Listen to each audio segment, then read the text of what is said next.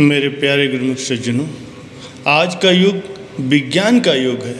प्रत्येक प्राणी की हार्दिक अभिलाषा यही है कि मैं अधिक से अधिक ज्ञान उपार्जन करूं। दुनिया के विज्ञान का पूर्ण ज्ञान मुझे प्राप्त हो जाए। प्रत्येक वस्तु की खोज और उसके विषय में पूर्ण जानकारी करने का वो सदैव उत्सुक रहता है। पुरातन समय में विज्ञान इतना उन्नत वाला नहीं था जितना कि इस समय में है। नई नई वस्तुओं और मशीनों की खोज होकर के वे तैयार हो चुकी हैं और हो रही हैं। एक छोटे बच्चे को ही देखो, वो भी प्रत्येक वस्तु को देखकर ये जानने का प्रयास करता है कि ये वस्तु जो बनी है क्या काम देती है, किस लिए बनाई गई है। जो वस्तुएं उसके सम्मुख हैं जैसे कि टीवी आदि मशीनरी, छोटे छोटे बच्चे भी ये जानते हैं कि इन्हें कैसे चलाया जाता है और कैसे संभाल की जाती है। ये प्राकृतिक रूप से मनुष्य की जिज्ञासा है, लेकिन संत महापुरुष सत्यता और वास्तविकता का ज्ञान कराने के लिए उसे इस ओर आकृष्ट करते हैं और चिताते हैं कि तूने दुनिया की जानकारी प्राप्त कर ली है, लेकिन अपना ज्ञान तो प्राप्त ही नहीं किया। अपने विषय में तो कुछ भी जानने का प्रयास नहीं किया। वो अपना ज्ञान कौन सा है? वो क्या चीज़ है जिसके लिए वो इस अपरिचित संसार में आया है? कि आप कौन हो, किस काम के लिए संसार में आए हो, और ये मानव तन आपको किस लिए मिला है? आप क्या काम करके जाओगे? यहाँ से क्या चीज़ साथ लेकर के जाओगे, और जाओगे तो कहाँ जाओगे? आपका वास्तविक घर एवं वास्तविक ठिकाना कौन सा है? महापुरुष फरमाते हैं कि यही वास्तविक ज्ञान प्राप्त करूं। वास्तव में मनुष्य को ये मानव तन मिला ही इसीलिए है कि प्रथम तो ये अपनी जानकारी हासिल करे, पुनः इसका जो प्रयोजन है, जो इसका वास्तविक काम है, उसके लिए ये साधन करे।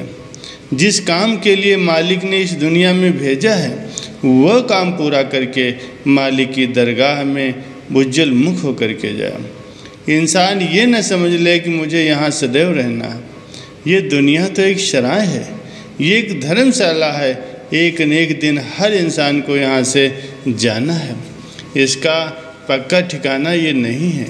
जब जाना ही अवश्य है तो फिर ये जिस काम के लिए आया है यदि वो करके जाएगा तो इसका जीवन सफल होगा, तभी वो अपने जीवन से पूरा लाभ उठा पाएगा।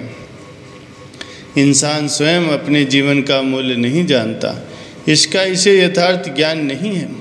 ये समझता है कि थोड़ा सा धन मिल जाए, थोड़ी सी माल मलकियत मिल जाए, परिवार बन जाए, बस यही जीवन का लक्ष्य है। दुनियावी सामान मिल गए तो जीवन का लक्ष्य पूरा हो गया क्या?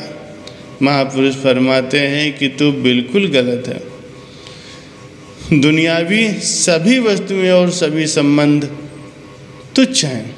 जब दुनिया सराय है तो तूने उसके लिए कुछ भी किया तो किया कराया सब व्यर्थ हो गया। इंसान केवल मालिक की बंदगी के लिए ही यहाँ आया है। यदि बंदगी नहीं की तो कुछ भी नहीं किया, कुछ भी ज्ञान प्राप्त नहीं किया। अर्थात जो ये मानुष तन रूपी अनमोल हीरा मिला है, इसकी कीमत लाखों करोड़ों अरबों की तुलना से भी नहीं लगा सकते। इसे यूं ही व्यर्थ गंवा दिया। थोड़ा सा धन कमा करके ये समझ लिया कि बहुत कुछ कमा लिया, तो क्या वो तुम्हारे साथ जाएगा? साथ जाने वाली चीज़ है मालिक की भक्ति, भजन, नाम और उसकी कमाई। इसीलिए ही तू संसार में आया है। बड़ी खुशकिस्मती से मिली तुझे ये ज़िंदगी। इस ज़िंदगी को पाकर के कर ले मालिक की बंदगी। गर की न बंदगी तो फिर किया ही क्या? इस इशरत में गया वक्त हाथ आया ही क्या? ये जन्म यूं ही नहीं मिला है तुझे गंवाने के लिए, ये गनीमत वक्त मिला है तुझे सिर्फ प्रभु को पाने के लिए। महापुरुषों ने ये निजी अनुभव से बताया है कि तुझे ये मानव तन अत्यंत सौभाग्य से प्राप्त हुआ है। ये कोई साधारण बात नहीं है। दुनिया में आप देखते ही हैं कि हजारों लाखों करोड़ों मनुष्य लेकिन वे बिना किसी लक्ष्य को सामने रख करके अपने जीवन को व्यतीत कर रहे हैं। परंतु पूर्व पुण्यों से जिन्हें महापुरुषों की सुसंगत प्राप्त हो गई है, उन्हें महापुरुष ज्ञान देते हैं, विवेक और निरख परख की दृष्टि देते हैं कि अपने अंदर झांक करके देखो, जरा गहराई से विचार करो कि पहले 84 लाख योनियों में से गुजर करके आए हो। कहाँ पशु पक्षी कीड़े मकोड़े की जिंदगी और कहाँ ये मानुष जन्म। यदि ये अन्य योनियों में भी ऐसा ही काम करता रहा और मानुष जन्म में भी वही काम किया, तो फिर इस जन्म की क्या खासियत रही। ये मानुष जन्म तो बड़े भाग्यों से तुझे मिला है, ऐसे ही नहीं मिल गया। 184 जोन में मानुष देह प्रधान, 84 लाख योनियों में ये मानुष देह प्रधान क्यों कही गई है? इसीलिए कि इसे कर्म करने का अधिकार है। इस जन्म में भजन भक्ति करने का शो अवसर मिला है, अन्य योनियों को ऐसा अवसर नहीं उपलब्ध है। कारण कि वे सब भोगता हैं। जैसे किसी व्यक्ति को किसी अपराध व जेल की सज़ा हो जाए, वो जेल में बंद करके क्या कर सकता है? खाना पीना भोजन आदि उसको तो मिलेगा ही, वो अपना समय व्यतीत करेगा। इसके अतिरिक्त उसका अपना कोई भी कार्य सिद्ध वो नहीं कर सकता। इसी प्रकार अन्य 84 लाख योनियाँ तो कैदी योनियाँ हैं। कुदरत की ओर से उनके खान पान की सारी व्यवस्था है। पशु पक्षी कीट पतंग इत्यादि सबको भोजन मिलता है तथा वे अपने शारीरिक कार्य में लगे रहते हैं। उनका भी अपना परिवार होता है, परंतु मालिक की भक्ति करने का सुअवसर तथा सदा सदा के लिए आवागमन के चक्र से छुटकारा प्राप्त करने का साधन, ये केवल मनुष्य जन्म को ही उपलब्ध है। इसकी प्रतीति कब होती है? जब मनुष्य महापुरुषों की सुसंगत में आता है। केवल यही ज्ञान ही आवश्यक है जिसे प्राप्त करना उसके लिए अनिवार्य है। शेष दुनियावी ज्ञान तो सब यहीं रह जाएगा। यद्यपि इंसान चांद तक पहुंच गया है, सूर्य तक भी पहुंच जाएगा और इससे भी अधिक ज्ञान प्राप्त कर लेगा। जब इंसान का शरीर ही विनश गया तो सब चीज़ें विनश गईं, कोई भी वस्तु साथ नहीं गई। ये ज्ञान उसे कोई लाभ प्रदान न कर सका। यदि कोई इससे बड़ा विज्ञानी अथवा साइंसदान भी बन जाए, अत्यधिक अनुभव प्राप्त कर ले, तो क्या उसे मुक्ति मिल जाएगी? क्या वो ईश्वर परमात्मा से मिल सकता है? क्या वो अपना प्रयोजन सिद्ध कर सकता है? हरगिज नहीं। वही प्रेमी जन भक्त जन जिन्हें कि महापुरुषों की संगत सुलभ हो गई है, उन्हें ये ज्ञान हासिल हो गया है कि हमारा प्रयोजन क्या है, हमारा अपना कार्य कौन सा है। वे अपना प्रयोजन सिद्ध करके मालिक की दरगाह में उज्जवल मुख होकर के जाते हैं।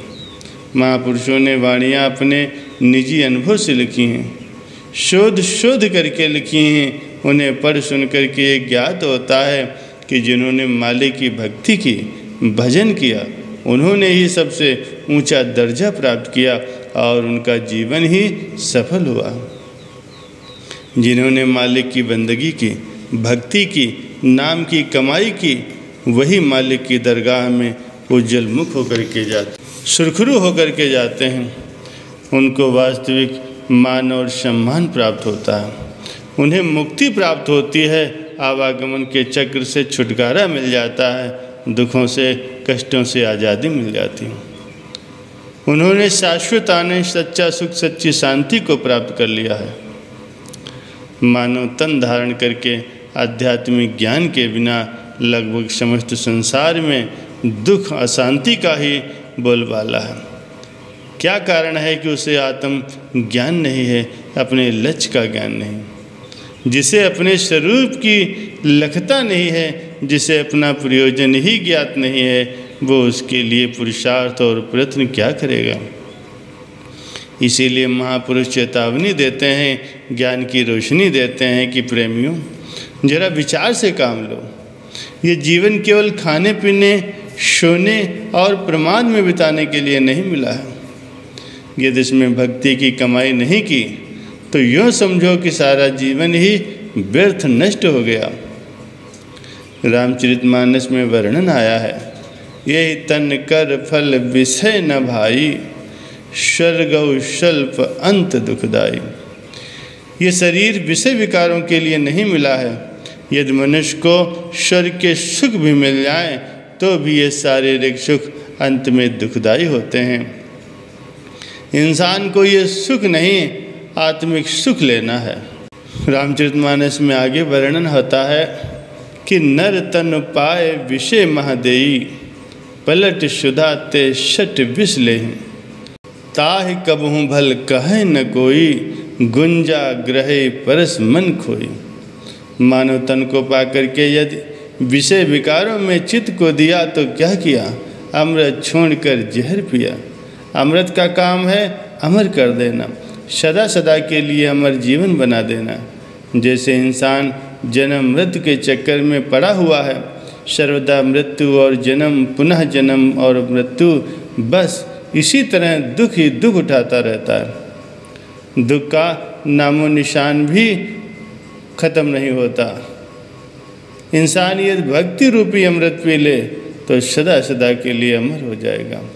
विषयों के विष से जन्म मृत्यु का दुख ही उठाता रहता है।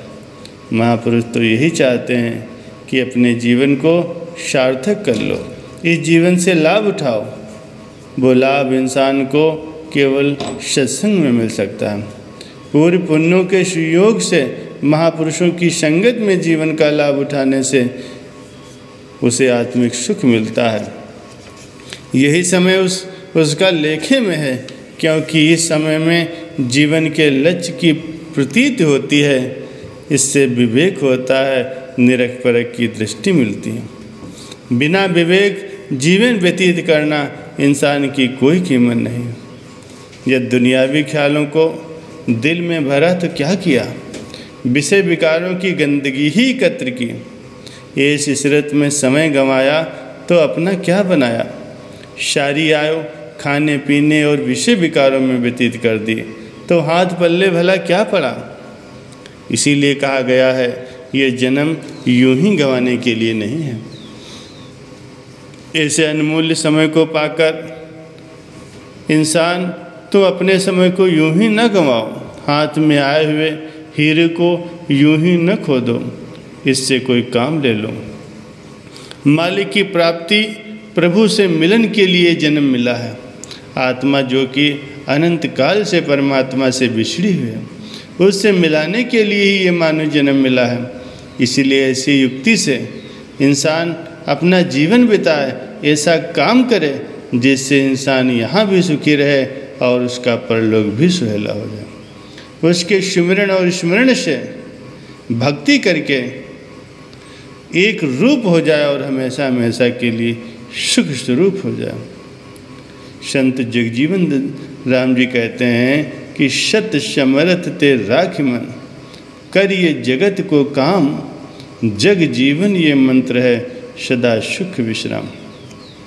कि हमारा जो मन, चित्त और श्रुति है वह मालिक के चरणों में लगी रहे।